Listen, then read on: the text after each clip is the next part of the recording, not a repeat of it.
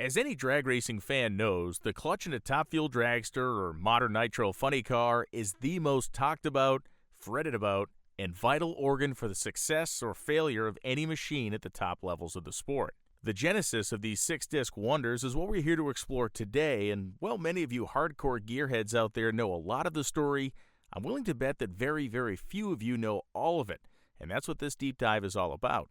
How technology from the 1900s and then 1930s not only improved, but helped save the sport of drag racing when it was headed down a very dark and very dangerous road.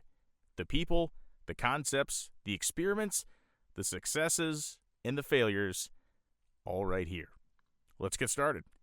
We'll use the late 1940s as our starting point because it was at that point the sport of drag racing really began to make tracks in terms of growth and popularity. Home-built creations of all shapes and sizes were hitting makeshift drag strips of the era, and a grand time of experimentation was launched.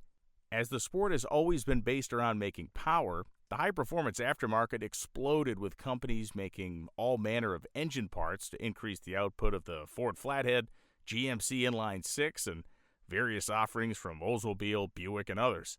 Thankfully, there was brilliant minds on the other side of this equation who came to think of the sport's mechanical evolution from the back of the engine as well.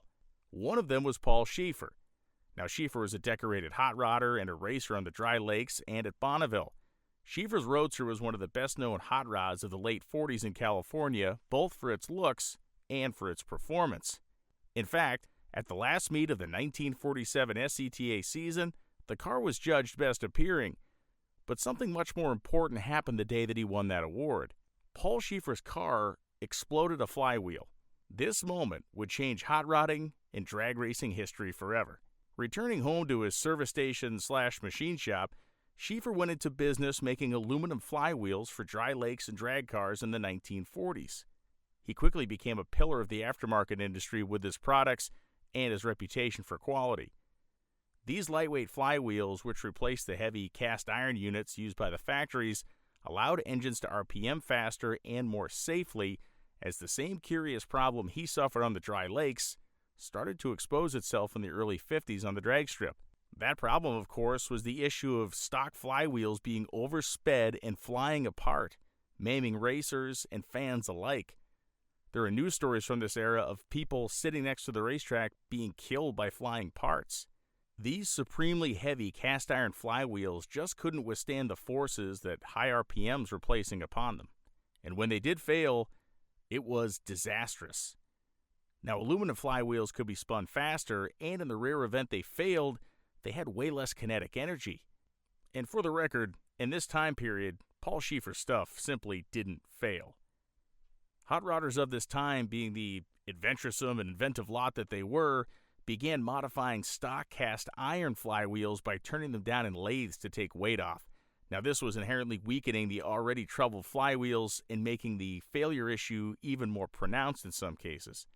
Schaefer's designs were not only raising the performance bar, they were actually helping to make drag racing and land speed racing safer. By 1955, the sport of drag racing had formed itself into a permanent entity. There were thousands of kids competing in an organized fashion every weekend around the country, and multiple sanctioning bodies existed, hundreds of drag strips, and some were permanent, some weren't, but they were playing host to cars that were making more and more power, becoming more and more advanced, and the feats of daring do being achieved from coast to coast were being breathlessly covered in magazines and papers like Drag News. By the middle 1950s, a number of cars were working ever closer toward the 150-mile-an-hour barrier, which means the strain on driveline parts was just over the top and danger on the whole was on the rise. Now, most of the fastest cars in the country, be they dragsters or roadsters, used a 3-speed manual transmission but only employed 2 of the gears. The cars would launch in second gear, and the driver would rip the thing into high gear at half track before charging to the stripe. The clutch was there to provide a direct and immediate coupling between the engine and rear axle, basically a simple on-off switch. So long as it did that, not a lot of thought was given to the clutch at this time. In fact, the main concern was getting enough clamp load just to make sure all the power was heading to the tires and not being given up in clutch slip. And then, on July 4th, 1955, the second of what would be many happy accidents in this story occurred. That first happy accident was Paul Schieffer's flywheel malady in 1947, and this next development has a very familiar player. In 1955, Red Hensley was the latest steward of Paul Schieffer's Roadster. Now, this car was one of the most important early hot rods in the history of drag racing. Competing on the dry lakes with Schieffer in the 40s, it would continue under his ownership, but with different operators as his business exploded and kept him from actually running the car. By the early 1950s, the famed Bean Bandits team had the car, and they moved the engine to the back, narrowed the nose, and made other alterations. When Red Hensley got it, the car became the Hensley and Wright Modified Roadster. He narrowed the rear end and made more chassis modifications, while also installing a full-race nitro-burning flathead into the area behind the driver's compartment. At the Pomona Valley Timing Association's annual Southern California Drags, the little Roadster dominated its class. On Monday, the car was slaying opponents left and right, and during an early matchup, the car's transmission lost second gear. Hensley was able to win the round, but the gimpy car wouldn't be any good for the rest of the day, right? Wrong. In what are the first documented purposefully made high-gear-only runs in drag racing history, Hensley winged the motor up, dumped the clutch, and with his transmission in third, spun the heck out of the tires, which killed his elapsed time, but the car astonished everybody on the grounds by running the fastest speed ever for a modified roadster. And then it did it again, and again, and all the way to the top eliminator final where he lost to Calvin Rice. Hensley ended the day with a 136.98 mile per hour mark, which was seen as one of the young sport's greatest accomplishments to date. Red Hensley had the fastest car that wasn't a dragster in the entire sport, and as he left the track that day, headed home towards San Diego, he had an idea. Upon his return to San Diego and the early humble confines of Schieffer Manufacturing, he undoubtedly talked to a bright young guy who worked at the shop. His name was Harry Bruce Crower. All his buddies just called him Bruce, though. Listening to their story, listening to how the car ran in high gear only, and possessing a mind of unknown mechanical genius to this point, Crower proposed something. He sold the guys on removing the transmission completely, running the car as a dedicated high gear only setup, linking the clutch straight to the rear end. He also pitched them on a fresh engine, a 331 cubic inch Chrysler Hemi, which would be carbureted with 6 Strombergs on an intake manifold he wanted to try out. The car would have a healthy load of nitro in the tank as well, and this would be a far more hairy combo than a flathead ever thought it could be.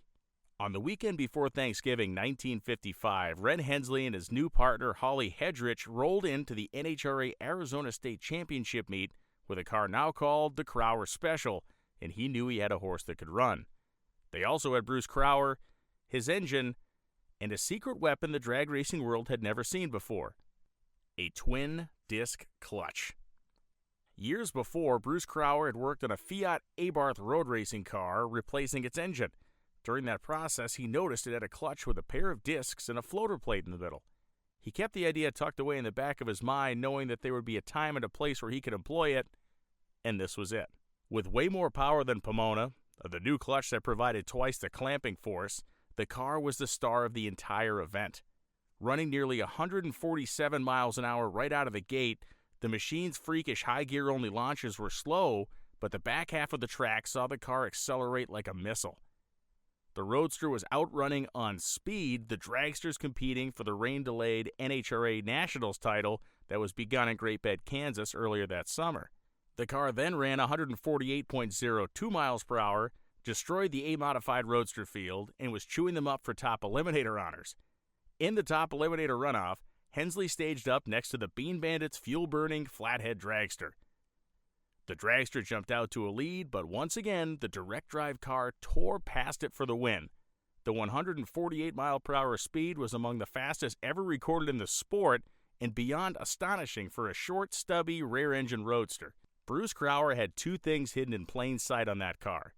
The intake was the famed U-Fabit, which would become one of the most popular aftermarket pieces of the entire decade of the 50s, sold by the thousands. And then, of course, there was a 2-disc clutch, a creation of his own using Schieffer's parts, a piece that would begin to have profound effects on the sport of drag racing very, very quickly. Before we continue, we have to take a quick detour to 1918. I know. But listen, that's the year a small, not-so-creatively named company called the Twin Disc Clutch Company invented the product they named themselves after. These twin-disc clutches were designed for farm tractors, which at the time were producing more power and torque than any large single clutch disc could handle of the era. By patenting a clutch design that used two plates and a floater disc between them, twin discs could double the clutch's ability to handle torque and all but eliminate slippage. The point of this being that Bruce Crowder didn't necessarily invent anything with what he did with the Roadster, but he did innovate, and he innovated in a sport that was trying everything it could think of every time cars went down the racetrack. Oh, and the twin disc clutch company is still in business, more than 100 years later. How cool is that? So we know that the twin disc clutch had existed for more than 3 decades by the time Crowder brought it into the drag racing world. But now we need to jump forward to 1931 to meet Elmer Vernon Jack Tower. He liked to go by Jack, so that's what we'll go with here. Jack Tower lived an incredible life in the automotive world. His racing career began as a riding mechanic in the early 1900s, and he served with some of the best, Bob Berman and Ralph De Palma among them. His driving career started in 1910 officially, and he fared well. He ended up opening a business with a fellow racer named Robert Evans called the E.T. Cycle Car Company in Michigan that same year. Tower raced at the very first Indianapolis 500, finishing 24th in 1911. In 1913, he was the fastest car in qualifying, but started from the back row as position was determined by random draw at that time. That is a bummer, and yes, he wrecked before he finished. But it's his post-racing work that we're more interested in talking about here. In 1931, working with a Russell Manufacturing Company, Tower patented the, quote, automatic friction clutch for automobiles, and it's effectively what we now know as the long-style clutch. Now, this clutch's genius breakthrough was the combined use of both spring pressure and centrifugal force to achieve lockup at as much clamping force as possible. The 3 weighted arms you see in these images would swing out when rotated, and when they did, they would apply additional force to a pressure ring, forcing the clutch together that much harder. Now, as good as that was, Tower took it up a notch with his 1932 patent for a multiple disc clutch using the same centrifugal enhancement. As we can see in these patent drawings, the clutch is the great-great-grandfather of the units now being used up and down the drag racing ranks. It's a shocking thing to see how these basic principles are completely the same then and now. Tower was a genius and had a successful career in management with Studebaker. He has more than 20 patents to his name, and almost all of them deal with clutches, discs, and parts. Unfortunately, he died in 1950 at the too young age of 64. So let's get back to the 50s, and specifically back to Red Hensley's Roadster, a car that many of you never knew existed, but is rapidly changing the entire sport of drag racing at this time. Hensley now concentrated on being his own wrench, and in 1956 he has placed Emery Cook into the driver's seat. Working with Crowder, Schieffer, and his driver, they continued to tune on the engine, tweak the twin disc, and then on July 29, 1956, the car ran 155.97 miles an hour with an ET of 10.10 seconds. A week later, it cracked into the 9s with a 998-second shot at Lyons. And like so many things in drag racing, the partnership with Cook ended abruptly, Hensley had health issues, and the car was later destroyed in a wreck, but not before a very powerful seed was planted. Emery Cook got with a body shop owner named Cliff Bedwell. They purchased a used dragster built by a guy named Scotty Fenn and knocked on Bruce Crowder's door one more time. With another carbureted Hemi and further refined version of his secret 2-disc clutch, this better working chassis made some of the most infamous runs in the history of drag racing. Coaching Cook on how to drag and slide the clutch rather than simply dump it and smoke the tires, the Cook and Bedwell dragster made huge headlines with a run of 166.97 miles per hour at Lyons Drag Strip on February 3, 1957. In so many ways, it was the run that helped put the idea of a, quote, nitro ban over the top. Before March 1st, when the nitro ban kicked in, the car was running 880s and running 160-plus miles an hour at will. Sure, the engine was good, but the secret was in the clutch, and some others were starting to catch on. Long a sport of imitation, the use of high gear only flourished in drag racing at this time. What Crowder and his small group understood better than anyone else was that you needed massive, for the time, horsepower to keep the engine from bogging. You needed enough clutch to lock up somewhere on the strip, but their secret weapon was Cook. Inadvertently, they were stumbling upon the grand speed secret of top fuel racing, the slipper clutch. Except the slipper wasn't mechanical yet, it was a human being named Emery Cook. So let's talk about this early clutch. It was a long-style unit that Crowder conceived with help from Schieffer. In order to fit the whole package into the same space as a single-disc clutch, Schieffer came up with a recessed flywheel. Now think of it as a really shallow pie pan. By allowing the clutch disc to sink into the flywheel, the floater and a second disc could all fit under the same cover setup as a normal clutch. Now being a long-style clutch, it had a relative low spring pressure, which allowed the driver to manipulate the pedal. And then once the car was hooked up and gone, the centrifugal arms would swing out and really clamp the whole thing shut. Now, the discs at this time were made from organic material, and I really have to thank Rob Bonifanti from Bonifanti Friction for his incredible historical knowledge here. The friction material Schieffer is using was a mix of asbestos, graphite, various papers, believe it or not, and copper strands. Now, all this was mixed into a batch and adhered or riveted to the disc itself. They would experiment with floaters of steel and aluminum to see which worked better. But at the time, Schieffer was working on something much, much better. The S.K. Wellman Company developed a new friction material for heavy-duty applications in trucks, industrial machinery, and other applications where big engines making a lot of torque simply overpowered the frictional grip strength of modern organic materials. This material that they developed was called Velvetouch, and Paul Schieffer was onto it very, very early. Velvetouch was a complete departure from the otherwise organic materials used in other clutch discs. It was a ceramic powdered metal made up of materials like copper, lead, bronze, silica, even things like beryllium and aluminum oxide, among other things. Understanding that Velvetouch and other similarly developed modern materials were such an increase in friction and such an increase in grabbing power that it changed the game, Schieffer thought about how to make it even better, and he did.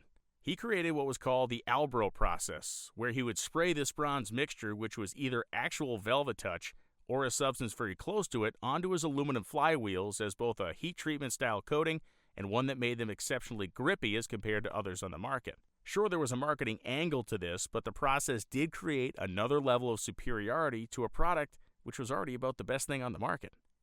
Something that strikes me as pretty bizarre here is the fact that Crowder was working for Schieffer at this time, but he was still selling these dual-disc clutches working at the same shop, and this was okay with everybody, at least for a while.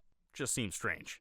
Now, the sport of drag racing went direct drive crazy, and clutch companies like Weber and Auburn, CT Automotive, Bayer, Friction Master, McGurk Engineering, and others leapt into the game. The dual-disc units were still a relative rarity, but the number of racing clutch companies in drag racing blossomed, many of which were buying their components from the small number of actual suppliers that existed, Schieffer being one of them. By 1959, there were multitudes of options for racers looking to run a twin-disc clutch, and power levels, tire technology, and chassis advancements had been moving, and moving perhaps quicker than the clutch technology of the day. The reason for this is that the spring pressure-dependent design of the Borg and Beck style clutch was simply not adaptable enough to meet the needs of the sport's top-level competitors. They were good clutches for street cars and stockers and super stockers, but when you're going to put a clutch in a serious race car, it needed to have a long-style component to it. Now, it should be noted that at this time in the late 50s and very early 60s, there were teams messing with 3-disc clutches. Horsepower levels and their complexity rendered them too far ahead of their time. In short, the sport didn't need them yet. Now, this early 60s time frame is where something interesting happened in drag racing philosophy. The whole sport, minus a few notable examples, decided that all they needed the clutch to do is instantly lock when dumped, and the driver would be responsible for controlling a tire-smoking dragster for a full quarter mile. It was a strange seeming admission that most had either no want or interest in actually tuning a clutch. And doubling down, drivers didn't know how to or hated slipping them in the first place. This is the era of tire-smoking wheelies and full-track burnouts that were actually runs. In fact, some people assumed that the harder the car was smoking the tires, the better run the machine was on. Now, as the numbers kept dropping on the time slips, who can blame them? But there are exceptions to every rule. In 1960, the Albertson Olds, a dragster expertly tuned by both Gene Adams and Ronnie Scrima, and driven by the exceptionally talented Leonard Harris, won 13 weeks straight at Lions, headed to the Nationals for NHRA in Detroit, where they destroyed the competition and took home those honors as well. The single-engine blown Oldsmobile used a chassis research 92-inch wheelbase chassis, and its true secret weapon was Harris. A national champion gymnast, he was able to act as the perfect human clutch management system. The car barely smoked the tires and was virtually unbeatable because of his footwork on the clutch pedal. Harris unfortunately was killed driving a dragster late in the 1960 season, testing a machine that was unproven, ending what was a supernova of a career that would have carried him into the stratosphere of the sport had he lived. Tommy Ivo had his same ability. Driving a dragster for most guys in the early 60s was about hammering the gas, dropping the clutch, and steering through the smoke. Ivo, like Harris, knew how to manipulate the clutch to actually get the car to keep the tires mostly stuck to the track. There was always some smoke, but there wasn't near as much as other, slower cars. And as more people caught on to this phenomenon, they all tried different ways of creating runs with less smoke and more acceleration. The chassis got more flexible to better plant the tires. The engine position moved to provide extra bite, and drivers, all the drivers, were trying to become experts at riding the clutch pedal, and this was a problem. The benefit of a lock clutch slipping the tires to the driver is that the clutch unit doesn't build a whole lot of extra heat. The tires are smoking and acting like the slipping clutch between the car and the track. When you slip the clutch itself, you create incredible amounts of heat, and so much of it that clutches were starting to fail spectacularly. The old days had cast iron flywheels giving up the ghost at 5,000 RPM. Now there were multiple discs, floater plates, and more flying at way more RPM with no known means to contain them. On January 20th, 1963, the Greer Black and Prudhomme dragster, one of the all-conquering machines in the history of drag racing, ran 7.77 seconds. This was a mind-boggling elapsed time that left most of the competition a half second behind them, and their elite competition 3/10 behind them. How? Why? Paul Schieffer and Keith Black. That's why. And that's how. They had made the first quantum leap in clutch design and performance since Bruce Crowder in 1956. The clutch in the Greer Black and Prudhomme dragster was designed to have exceptionally light load at low RPM, and then more than 5,000 pounds of plate load at RPMs approaching 9,000. At 7,000 RPM, the clutch was producing more than 3,000 pounds of plate load. This would have been about where the engine was at as the car was careening through the traps. The approach and methodology and usage of the counterweighted fingers of the long-style clutch and how they were being used here was key. With low levels of spring-loaded tension, the clutch had little grab down low, but when the weighted fingers were spun up, they'd produce literal tons of pressure on the clutch to cause it to lock. Or so they thought. Keith Black learned a big lesson with this car as well. After weeks upon weeks of domination, they sent the clutch back to be serviced. Suddenly, the car wouldn't work at all. As it turns out, the guys in the shop at Schieffer swapped the clutch springs back for what the normal unit had used, not the very light springs that they had in it. Once they had the heavy springs in the clutch, the car began doing wheelies and smoking the tires most of the way down the racetrack.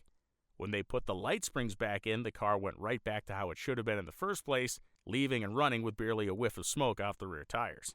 By 1966, several companies were in the fuel dragster clutch business. Hayes, Schieffer, and others among them.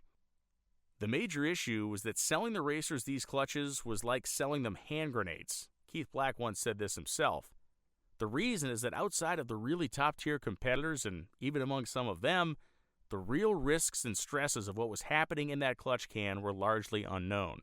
The top fuel clutch is a massive heat-absorbing unit. That's why history shows us a better working clutch when more discs are added. It's likely that Bruce Crowder knew the basics of this in the 50s when he got the first dual disc in the sport working. The floater plates are massive heat sinks. They need to accept the heat and carry it off as quickly as possible. This heat, of course, comes from slip, and in 1966, an 11-inch dual-disc long-style clutch was the hot ticket for making heat. When set up properly, these clutches would allow the car to use minimal power early and avoid massive fog banks of tire smoke, and then virtually lock themselves by the time the end of the track came up and the fingers were spinning at max RPM and applying max load. When they were right, they were magic. And when they were wrong, people died. Lots of people. In the middle 1960s, the NHRA reported clutch explosions to be the major driving force in drag strip injuries and deaths during the entire decade. But see, not all failures are made the same. You had clutch explosions, and you had clutch separations. Bolts and parts could shear off during a run, causing a clutch to effectively disassemble itself inside the bell housing. As this happened, it would be a terrifying nightmare for the driver, but relatively harmless. The, quote, safety bell housings of the day could actually contain one of these types of failures. But when a clutch was slipped to the point of being turned into a virtually molten spinning mass and it came apart, death and violent injury were the usual result. And in so many ways, there was no true telling of how or when this was about to happen. The two-disc adjustable clutch was a revelation for the sport because it allowed people for the first time to actually mechanically tune for track conditions. Other than previously telling your driver to slip the clutch more or less and alter their technique, now a crew could pull the clutch out and change the height of the adjustable fingers, which would allow the clutch to slip more early or grab more early depending on how good or bad the traction was. The stands that supported the floater could be shimmed or moved in height to allow for additional finger adjustment. The spring pressure could be adjusted as well. Now, this was still a 1 to 2 hour job to pull the unit and make these changes, but it was downright amazing, especially for those who knew what they were doing. But things could be learned even when they didn't. In 1966, unbeknownst to the team, a clutch disc was placed into the Hawaiian's pack backward. Mike Snidely was driving. Roland Leong owned the car and worked with Keith Black to tune it. Because the backward disc hit the pilot bearing before being fully seated, the clutch slipped the whole way down. It was a secret they discovered only after taking the clutch apart, and they didn't tell anyone. It worked, but it inspired many others to chase blind and dangerous avenues to replicate it. The explosions increased, as did the injuries and fatalities. All slip was not created equal or with the same amount of danger involved. All of a sudden, people thought they, quote, knew what these guys were doing and dropped the spring pressure of their clutches massively. The rumors and guesses cost people dearly because clutches would fail when mistakes like this and horribly ill-advised adjustments like this were made. But back to the real point of this video. The role of the crew chief forever changed with an adjustable clutch. It was no longer just about a timing and fuel delivery curve. The clutch was now the third part of the holy trinity of nitro racing. Spring pressure adjustments to keep the car soft or harder hitting were combined with different length and weight release levers, and the whole equation got a lot more complicated when these adjustments were then tied into engine adjustments as well. The number of companies selling a variety of different discs was also getting in on the act. Velvetouch discs had their good points, but if you were someone who ran your stuff as hard as it would go every run, you'd chew them up. If you had a more relaxed tune and were a touring pro, they could be consistent and last you a long time. Sintered iron discs were more aggressive, had a narrow facing, and were seen as the most trick pieces of this new breed of clutches, but the option list of materials, mixing and matching, and experimentation was very, very long. Now, interestingly, as all this was happening, there was a virtual space race of clutch development happening in the secret labs of a few different places. There was Ed Pink working on his design. There was Keith Black working on his, and there was Bruce Crowder with a concept and idea that would ultimately transform how nitro-powered cars would run forever. All three had the same concept, but all three were doing it differently. The three-disc clutch was coming. The only question was, who would win the race? As the death and maiming continued through 1967, a relatively unknown but well-running top fuel competitor in California named Bob Mayer was driving the car of the future. The catch, of course, is that only he and a select few others knew it. Mayer was a foreman in the Crowder machine shop, and he was the test subject for the piece of engineering that Crowder was potentially most proud of in his entire hot rodding life: the Crowder Glide automatic clutch. Starting in April of 1968, a slew of well-coordinated stories came out showing off this new clutch and explaining in detail how it worked. As you look at these images of what is effectively the very first Crowder Glide ever built, understand that this piece is the basis for the monster top fuel clutches of today, no doubt about it. Let's start with the obvious. The driver no longer had to worry about slipping his own clutch, or if his mad scientist crew chief had the thing set up so soft that it would blow up, potentially sawing his car in two. Well, they didn't have to worry as much. So how did it work? As the dragster was being pushed up the strip or staging lanes, the driver would press the clutch all the way down. Yes, push the clutch to the floor. This would cause the fingers or levers to make pressure with what we now call the donut, but was then called the first floater. And this would engage the clutch, spin the engine, and the car would fire up. The driver would then take their foot off the clutch pedal as the car was running. At idle, with the air gap barely closed, the car would have just enough friction in the clutch to creep forward. Again, no touching the pedal at all. The driver would stage and then mash the gas. The clutch and its levers, three discs, and floaters would go to work, compressing themselves into a locked position which was timed with the setting of weights on the levers. Less weight on the levers, more slip. More weight, more aggressive engagement. No mechanical design is ever perfect, but this was as close as anyone was going to get, and there was even typical Crowder magic hidden in this thing. The clutch discs themselves, They were their own invisible speed secret. Bruce Crowder had done his research on materials and what everybody else was using for their discs, and he didn't really love any of the compounds. He managed to get to the right people at Raybestos, and he got the good stuff. The material was known as 5191, and this stuff was made to go drag racing. Why? It was originally developed for use in Sherman tank wet clutches, but there was a catch. The military spec when this material was developed demanded that the tank be operable for at least 50 miles in a dry condition if all the transmission fluid or transmission oil had been removed. So these discs were uniquely suited for extreme duty, for wear resistance, and for dealing with the heat and high loads that a dragster would put upon them. And I sincerely have to thank Nikki and Rob Bonifani again for providing this awesome nugget of information, which I have been chasing to sort out for months. A company named BID, long since out of business, produced the disc for him. Crowder worked in two other brilliant elements to this unit. For starters, there was an inspection cover that allowed the weights on the clutch fingers to be changed without removing the unit. There was also an adjustment hole in the back of the bell housing that allowed the air gap to be fixed as the disc wore with the clutch in the car. This sped clutch service by hours. So what about the other guys? Keith Black and Ed Pink were brilliant, but they were more in-the-box thinkers than Crowder. They created kind of overgrown, traditional three-finger long style clutches. Both worked with Paul Schieffer on the parts and basic components, but handled the builds of the units at their own shops. Their clutches were safer, better, and more tunable than the older two-disc units, but as compared to the Crowder Glide, they were basic. When right, they'd all run, but if you hit it right with a Glide, you led the pack. The Crowder clutch cars suffered on the reaction time side of things, though, and that was one of the drawbacks of this piece at first.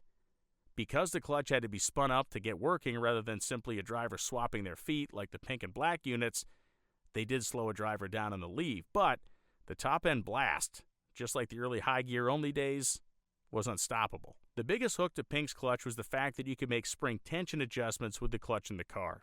Again, previously the whole unit would have to come out, be taken apart, spend hours working on it, and then put it back in. But as we know, the spring tension is among the most basic of adjustments you can make, and the Crowder used the springs to actually hold the discs apart at idle. Totally opposite usage. The levers would overcome the spring tension when they spun up, and they would force the clutch together. It took less than a year for companies to begin making smaller, lighter-duty slider clutches for cars in the gas classes and less powerful dragsters, altereds, and more. They worked with the same level of greatness that these cars did with the fuel machines. Gassers that would blow the tires off out of the hole in first gear suddenly hooked, pulled the motor down, and picked up multiple tenths of a second at a time. This was analog power management and tuning in the best of ways. But the story doesn't really end here. Even with these new developments, the epidemic of clutch explosions continued unabated. Mike Sorokin lost his life. John Mulligan would lose his life to injuries sustained in a fire that was caused by a clutch explosion at the 1969 U.S. Nationals. In fact, a year after these new miracle clutches were available, it seemed like the issue was worse than ever. Now, be it time, materials, or approach, but things greatly began to calm down in the early 70s with one very notable exception. Jim Nicole was in the final of the U.S. Nationals in 1970. Racing Don Prudhomme, he had a Crowder Glide in his car. Prudhomme, a more traditional Schieffer-style unit. In the lights at more than 200 miles an hour, Nicole's clutch exploded, sawed the car into two pieces, and he literally flew over the wall in the roll cage. As all that was happening, what remained of the front of his car slid eerily down through the shutdown area, directly in front of the cameras of Wide World of Sports. Nicole was taken to the hospital but was ultimately found to be okay. But to onlookers, and Prudhomme included, it looked like the worst outcome had come to pass for Jim Nicole. Now, the entire game would change into its ultimate form when 5 months later, Don Garlits would arrive at the NHRA Winter Nationals with Swamp Rat 14, the dragster that finally put the engine, and more importantly, the clutch, behind the driver. The clutches would still fail in the 1970s, but with far, far less consequences. The first decade of nitro clutch development was a grand experiment punctuated by happy accidents and fortuitous mistakes that allowed for leaps in technological advancement after long periods of stagnation. Brilliant people dedicated themselves for profit, for science, for the love of their friends, to solve what seemed to be an unsolvable problem: how to harness hell. This particular story stops here, but fear not. There's going to be a follow-up video that tells the story from the 1970s to present. Now, that won't be a story written in blood like this one. That'll be a story of not making the clutch, but of actually giving finite and amazing control to its application. It won't be the next video I make, but it will be coming soon. I'm Brian Lones. Thanks for watching. Like and subscribe for more drag racing, gearhead, and historical content.